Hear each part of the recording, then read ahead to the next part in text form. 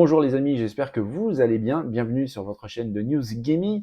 Alors vite fait, juste avant de commencer cet épisode 66, j'aimerais vraiment avoir votre avis. J'ai besoin de votre aide pour un détail. Alors il n'y a rien de grave, rien d'important, ainsi un petit peu, c'est l'évolution tout simplement de la chaîne.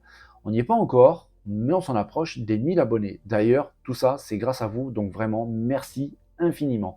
Et pour fêter ça, aux 1000 abonnés, j'aimerais mettre en place un serveur Discord pour pouvoir tout simplement parler, échanger de tout et de rien, évidemment de notre passion commune, le jeu vidéo, que ce soit par message texte, en vocal avec les salons dédiés, tout simplement se retrouver et pourquoi pas même, s'il y a des affinités, lancer des parties multijoueurs entre vous et pouvoir échanger, discuter en même temps sur les salons vocaux. Ça peut être plutôt pas mal. À mon sens, c'est une bonne idée, j'en ai vraiment envie, mais évidemment, ça prend du temps à faire, ça prend du temps à mettre en place, à tout bien régler. Donc je ne vais pas me lancer là-dedans si l'idée ne vous plaît pas. C'est juste logique et c'est normal. Donc tout simplement, je vais faire un sondage dans l'onglet communauté comme d'habitude, sauf que là c'est pour la chaîne, c'est pour nous, c'est pour vous. Est-ce que le serveur Discord est une bonne idée? Oui, c'est très bien, ou alors bof. Sincèrement les amis, si c'est bof, dites-le, il n'y a aucun problème avec ça. C'est tout simplement pour éviter un peu trop de travail ou pas pour le faire. Voilà, il y aura un sondage dans l'onglet communauté dès maintenant, donc vous pouvez y répondre quand vous voulez. Je vais laisser un petit peu plus longtemps que d'habitude celui-là, 1 ou 2 semaines, pour voir un petit peu les gens, leur laisser le temps de répondre. Et suivant votre réponse, je mettrai ou pas le serveur en route. Et juste autre chose, concernant le serveur, évidemment, j'aurai peut-être besoin d'un petit coup de main au niveau de la modération, et pas seulement le serveur Discord, parce que avec l'évolution de la chaîne, normalement, j'ai une bonne connexion Internet qui commence à arriver. Du coup, je prévois aussi de faire quelques lives de temps en temps. Et évidemment, j'aurai besoin d'un petit coup de main au niveau de la modération. Dans l'onglet à propos de ma chaîne YouTube, eh bien, vous avez mon adresse mail si vous voulez me contacter pour pouvoir vous proposer de temps en temps d'apporter une petite aide au niveau de la modération, que ce soit sur la chaîne ou même plus tard, pourquoi pas, sur Twitch, mais aussi au niveau du serveur Discord. Vous êtes les bienvenus. Vraiment, ça ferait vraiment un grand plaisir d'avoir un petit coup de main de ce côté-là. Voilà les amis, c'est terminé pour cette petite annonce. L'onglet communauté, l'onglet à propos, vous faites comme vous voulez, vous répondez quand vous voulez. Du coup, c'est parti. On commence tout de suite l'épisode 66 des News Gaming. Allez, go!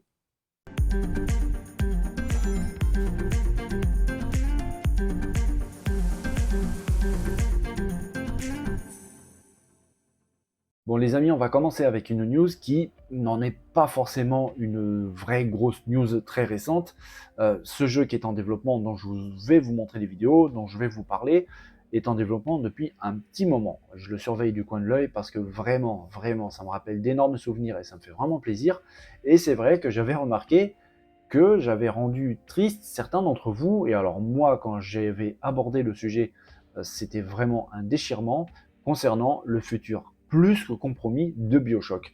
Un jeu mythique, beaucoup attendent une suite. Sincèrement, ça sent très mauvais. Alors soit ça arrivera dans un temps vraiment très très lointain, ou alors carrément pas du tout. Mais c'est vrai que le développement de ce bon vieux BioShock, en tout cas une suite de BioShock, ça s'annonce très compromis. Apparemment, c'est très difficile, très compliqué. C'est plutôt mal barré pour ce jeu qui est vraiment légendaire pour beaucoup d'entre nous. Mais il y a des choses quand même qui font plutôt plaisir. Par exemple, ce jeu qu'on voit à l'écran. Alors, sincèrement, quand on voit la DA, le graphisme, l'ambiance, les couleurs, les choix concernant les graphismes, tout simplement, on peut que penser à BioShock. Clairement, c'est clair et net. Notamment quand on voit cette image, ça me fait penser tout de suite, comment ne pas penser à Rapture. C'est du BioShock tout craché, sincèrement. Là, on voit les couleurs, les armes, les effets spéciaux. Tout simplement parce que la personne qui est à l'œuvre sur ce jeu, c'est le papa, le créateur de BioShock, Ken Levine, qui maintenant travaille chez Ghost Story Games. En fait, il est en train de travailler sur ce jeu qui s'appelle Judas.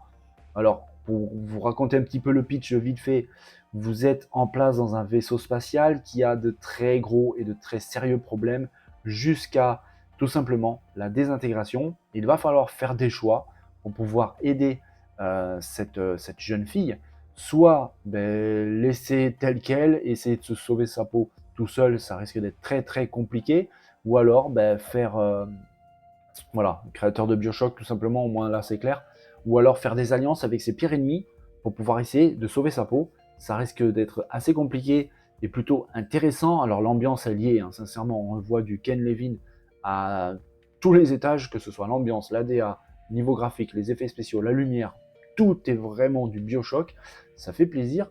Malheureusement, on n'a pas encore de date de sortie de ce jeu, même pas une fenêtre, hein. J'entends parler fin 2024, voire courant 2025 à mon avis. C'est plus ça, mais c'est vrai que ça fait vraiment plaisir, parce que comme je disais au tout début, pour BioShock, sincèrement pour moi, c'est mort. Je suis vraiment dégoûté de dire une chose pareille, parce que le 1 et le 2 en tout cas, c'est des jeux qui m'ont plu énormément. Ça fait partie de ces jeux qui m'ont vraiment marqué, parce que c'était novateur, parce que l'ambiance était complètement folle, vraiment dingue, le style graphique à l'époque en tout cas, c'était vraiment fabuleux. Du coup, je me disais sincèrement, avec les nouvelles machines, les nouvelles cartes graphiques, les nouvelles consoles, on était en droit d'attendre quelque chose de vraiment dingue, surtout une licence pareille, hein, aussi intéressante et aussi marquante.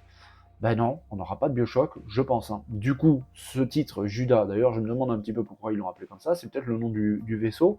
On en saura plus peut-être bientôt.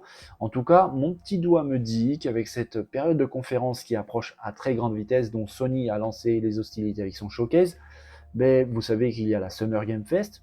Pourquoi pas une petite vidéo un peu plus croustillante de ce qu'on vient de voir, avec pourquoi pas du gameplay sur ce Judas, un petit peu le fils spirituel de BioShock. J'espère, je ne veux pas m'enflammer, mais j'ai entendu deux, trois petits trucs assez croustillants et sincèrement, j'ai vraiment hâte d'en savoir plus, au moins si c'est vrai. Et si c'est vrai, je pense que ça va être vraiment très intéressant. Vous savez les amis, j'en parle assez régulièrement sur la chaîne. Vous savez ce petit truc, hein, la coïncidence, hier dans la vidéo, je parlais de ce possible intérêt de Sony concernant CD Projekt. Bah, aujourd'hui même, CD Projekt nous présente quelque chose de très intéressant, alors qui n'a absolument rien à voir avec cette rumeur, vraiment pas du tout, mais tout de même très intéressant pour nous les gamers. Vous savez que Cyberpunk 2077 attend avec impatience, et nous encore plus, son DLC. Le DLC Phantom Liberty qui s'annonce vraiment très intéressant. Ça va être vraiment dingue. Graphiquement, hein, déjà, hein, ce qu'on voit, c'est vraiment de la très haute voltige. Mais c'est vrai qu'à part ces vidéos, on n'en sait pas beaucoup plus. Et ben, en fait, ça va changer très bientôt. Tout simplement parce que CD Projekt vient tout juste d'officialiser, d'annoncer que son DLC sera présent, où ça, à la Summer Game Fest. Oui, le Summer Game Fest sera l'occasion pour CD Projekt de présenter officiellement Phantom Liberty, le DLC de Cyberpunk 2077. Et quelque chose d'assez intéressant, c'est qu'il n'y aura pas que des vidéos, parce que cette année, le Summer Game Fest, ce n'est pas que digital. Il y a aussi du physique.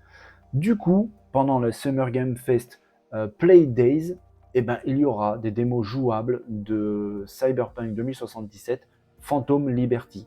Les personnes sur place pourront, manette en main, se faire une idée de ce DLC tant attendu de ce jeu qui a vraiment défrayé la chronique.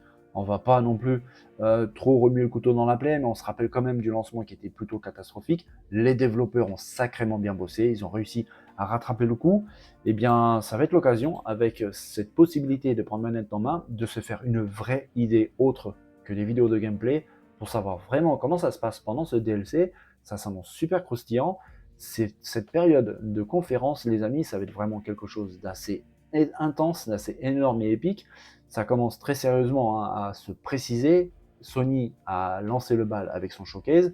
Le 8 juin prochain, il y a la Summer Game Fest qui arrive.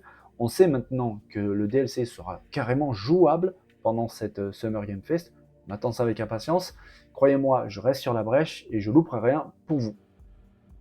Vous vous en souvenez très certainement les amis, sur la chaîne, il n'y a pas longtemps, hein, j'avais suivi et commenté cette news, cette histoire absolument incroyable pour le rachat d'Activision Blizzard King par Microsoft et Xbox.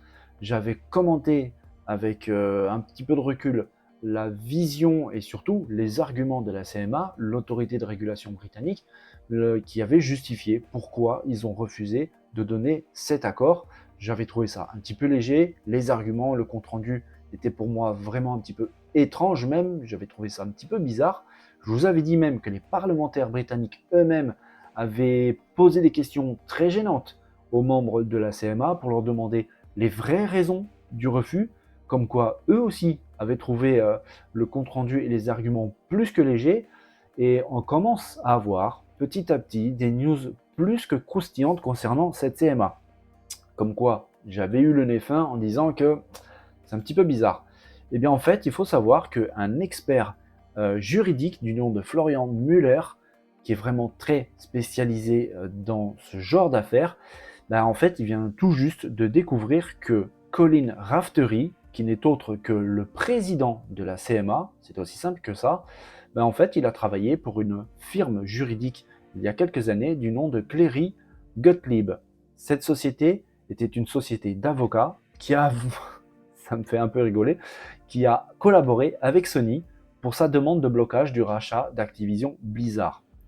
Donc ce monsieur, qui est le président de la CMA, qui vient donc juste de refuser le rachat d'Activision par Xbox, lui-même travaillait dans une entreprise qui a conseillé Sony, qui à l'époque était en train de prendre des démarches concernant ce blocage. Et ce qu'il y a de très troublant, c'est que Raftery, donc cette personne, Colin Raftery, le président de la CMA, est l'un des deux membres de la CMA qui ont radicalement refusé le rachat de Activision par Xbox. Donc il faut savoir que au sein de la CMA, il y a surtout deux membres qui ont apposé leur veto, dont Colin Raftery, qui est le président de cette CMA. Le nom de l'autre personne, on ne le connaît pas, il n'a pas été dévoilé. Je pense même que l'expert juridique ne le connaît pas. Mais en fait, cette personne est quand même un ancien employé de la société juridique qui s'appelle RBB. Cette entreprise-là avait déjà à l'époque conseillé Sony concernant des démarches pour s'opposer au rachat. Donc en fait, tout simplement, les deux personnes qui sont opposées au rachat d'Activision par Microsoft et qui sont membres du conseil de régulation britannique, dont l'un est carrément le président, ces deux personnes travaillaient pour des sociétés plus ou moins juridiques, des bureaux d'avocats, qui conseillaient déjà Sony à l'époque pour pouvoir bloquer ce rachat. Si ça, c'est pas du conflit d'intérêts, je sais pas ce que c'est. Du coup, en fait, Microsoft vient tout juste de faire appel au tribunal britannique pour changer la décision de la CMA. Je pense qu'avec ça, parce que si moi je suis au courant de ça, Microsoft, à mon avis, ils savent même autre chose. Du coup, Microsoft, là, se retrouve, c'est pas avec des munitions qu'ils ont en main, là. Ça va être une folie. Si avec ça, ils n'arrivent pas à retourner la situation de la CMA, franchement, je ne comprends plus rien. Je suis sûr et certain que ça va poser des gros problèmes de crédibilité de la CMA. Je vous avais dit d'ailleurs que le Premier ministre britannique n'avait vraiment pas du tout aimé cette décision de la CMA. Pour lui, c'était OK. La CMA a dit non et il n'a vraiment pas goûté du tout aux raisons le compte-rendu donné par la CMA concernant ce refus, tout comme les parlementaires, comme je vous avais dit. Du coup, là, on se retrouve avec un très sérieux et grave même conflit d'intérêts. Je pense que Microsoft, je viens d'entendre les bouteilles de champagne qui viennent de popper, ça risque vraiment de bouger rapidement et de façon positive, ça c'est clair et net. Du coup, la Commission européenne a dit OK, la CMA risque, à mon avis, soit de voler en éclats, soit, devant le fait accompli, être obligée d'accepter aussi. Il ne manquera plus que la FTC américaine.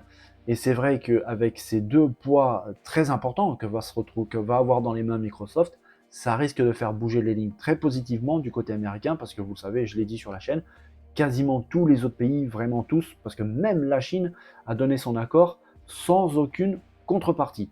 Donc là, je vois vraiment pas ce qui pourrait empêcher Microsoft d'acquérir Activision Blizzard King.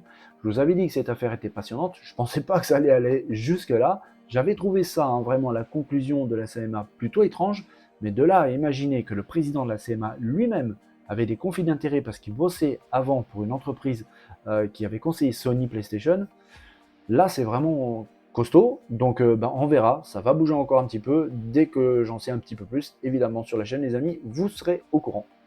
Dans la vidéo d'hier, les amis, on a abordé le sujet de l'intérêt de Sony pour CD Projekt. On avait aussi abordé le sujet de Days Gone 2, tout simplement parce que Jeff Ross, l'ancien réalisateur du jeu, avait déclaré avec un tweet un petit peu étrange, que ce soit le contenu et le timing, parce qu'il a tweeté ça juste après le showcase PlayStation, en disant que si Sony n'avait pas chamboulé beaucoup de choses au niveau de certains plannings, eh bien Days Gone 2 aurait pu voir le jour il y a 2 mois. Alors forcément, des paroles pareilles ont enflammé absolument tout l'Internet, parce qu'en disant ça, ça se sous-entend clairement que Days Gone 2 est en développement, ou voire même quasiment terminé. Ça c'est clair et net, c'est comme ça que moi je l'ai compris, comme beaucoup l'ont compris. Ce tweet est venu aux oreilles de Kevin McAllister, qui n'est autre que le community manager de Ben Studio, qui a été obligé de réagir, et je pense que c'est là qu'il y a un malentendu énorme et que beaucoup se sont enflammés au niveau de Days Gone 2. Il a déclaré: les réseaux sociaux sont un espace merveilleux pour interagir avec les gens et partager les passions de chacun. Ils peuvent aussi être un espace difficile en raison de la désinformation et des faux espoirs. Le silence est généralement la clé, mais je ne vais pas mentir, c'est difficile.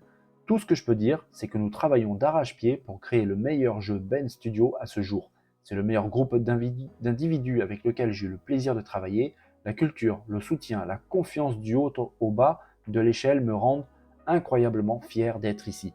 La nouvelle génération de Ben Studio est là, attachez vos ceintures. Donc c'est une prise de parole assez intéressante. Alors déjà, il ne cible pas Jeff Ross, l'ancien réalisateur de Days Gone, mais c'est clairement ciblé pour lui. Quand il dit que c'est un espace difficile à cause de la désinformation, je pense que le tweet de Jeff Ross est clairement ciblé. Et en fait, c'est là où je veux en venir.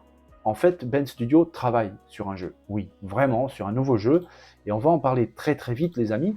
Tout simplement parce qu'en fait, il travaille sur un nouveau triple A, un jeu qui tire vraiment des possibilités open world de Days Gone. Et c'est là, à mon avis, que ça a porté un petit peu confusion. Parce que dès qu'on parle de Days Gone, évidemment, avec un jeu aussi intéressant et aussi apprécié, le 2 est très attendu. Alors quand on parle d'un jeu qui prend les bases de l'open world du Days Gone 1, évidemment, automatiquement, on imagine tout de suite Days Gone 2. Mais c'est pas forcément le cas. C'est pas forcément le cas parce que tout simplement, Ben Studio travaille sur un nouveau projet, un titre qui, d'après eux, sera le meilleur jeu jamais créé par le studio. Alors on se rappelle que Ben Studio est à l'origine de la série Siphon Filter, mais aussi d'Uncharted sur PSP, donc c'est quand même du sérieux. Quand ils disent qu'ils sont en train de travailler sur le meilleur jeu de l'histoire du studio, sincèrement, ça donne vraiment très très envie. Il parle aussi du jeu donc, qui prend les systèmes du monde ouvert, comme je disais, de Days Gone. Donc ça risque d'être très intéressant. Maintenant, à voir quand est-ce que ça sera révélé, je n'en sais absolument rien, vraiment pas. Il y a une petite rumeur quand même, je vous en parle vite fait, mais à prendre avec beaucoup de recul. C'est que peut-être ce nouveau titre de Ben Studio est possiblement sera présenté pendant la Summer Game Fest qui commence le 8 juin prochain. On verra si c'est vraiment le cas. J'ai du mal à le croire parce que s'il était présentable pendant la Summer Game Fest, ça veut dire qu'il aurait été très bien pu présentable aussi pendant le showcase PlayStation. Si c'était le cas, je pense que Sony aurait préféré présenter donc le fils spirituel de Days Gone, ou en tout cas le nouveau AAA de Ben Studio, à la place de certains autres jeux qui ont été présentés pendant ce showcase. Par exemple, de nouveaux gameplay de Final Fantasy XVI. Ça aurait fait un peu plus sens, ça aurait fait vraiment monter la hype autour de ce showcase. Donc vraiment, j'y crois pas trop. Mais n'empêche que je voulais vous en parler parce que c'est vrai que tout ce qui se passe autour de Days Gone depuis 2-3 jours, c'est du grand n'importe quoi. À mon avis, et comme je l'avais dit dans la news précédente, je pense que Days Gone 2, clairement, risque de revenir, vraiment, parce que le jeu initial, le premier, est vraiment excellent. Il avait quelques défauts, évidemment, mais il était vraiment, vraiment excellent. Il a réussi là où il devait réussir. La hype est totale autour de ce jeu. Il a une communauté de fans vraiment très importante. C'est un jeu très important pour Sony PlayStation. Donc oui, je pense pas du tout que la série Days Gone soit morte, vraiment pas. Je pense qu'il reste dans les cartons, peut-être dans quelques années, pourquoi pas, pour l'arrivée de la PS5 Pro, on sait jamais. Ça, ce n'est pas une rumeur, c'est juste une idée comme ça qui vient de popper dans ma tête. Mais pour l'instant, en tout cas, il n'en est pas question. Le studio Ben Studio travaille donc sur un nouveau jeu AAA qui prend la base de l'open world de Days Gone. On attend de voir, mais en tout cas, tout ça, c'est vraiment très très intéressant. Ça montre vraiment l'intérêt autour de ce jeu, moi y compris. On a hâte d'en savoir plus. Voilà les amis, on arrive à la fin de cet épisode 66 des News Gaming. J'espère que cette vidéo vous a plu. Si c'est le cas, n'hésitez pas à mettre les pouces, à partager la vidéo, à venir dans la zone de commentaires pour échanger, débattre autour de notre passion commune, le jeu vidéo. Si vous n'êtes pas encore abonné sur la chaîne, n'hésitez pas non plus. Le bouton abonné juste là, c'est pas bien compliqué. En plus de ça, c'est gratuit. On vous accueille tous avec un grand plaisir dans cette aventure de ma chaîne YouTube. Et bien sûr les amis, l'onglet communauté, avec le sondage que j'ai mis en place concernant donc la mise en place ou pas du serveur Discord pour la communauté. Pour vous, vous avez le temps d'y répondre. Sincèrement, je ne vais pas supprimer ce sondage bien vite, tout simplement pour laisser le temps à plus de personnes de pouvoir répondre concernant ce serveur Discord. C'est une idée que j'ai dans la tête depuis un petit moment. Je voudrais le mettre en place à partir des 1000 abonnés. On a le temps, mais c'est vrai que ça arrive. Du coup, prenez votre temps, répondez comme vous voulez, sincèrement, tout simplement, oui ou non. C'est aussi simple que ça. Et on verra un petit peu plus tard ce qu'il en est donc pour ce serveur Discord. En attendant les amis, sincèrement, j'espère que cette vidéo vous a plu. Prenez soin de vous, portez-vous bien. N'oubliez pas de vous amuser, c'est très important. Je vous dis à très bientôt, très vite, dès demain, pour un nouvel épisode des News Gaming. Allez les amis, bonne journée, bye bye.